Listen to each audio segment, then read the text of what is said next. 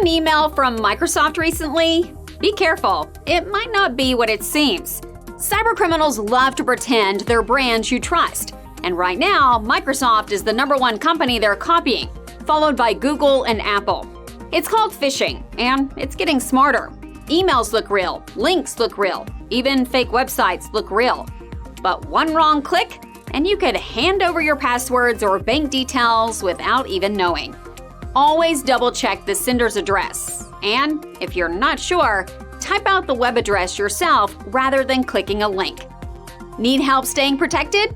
Get in touch.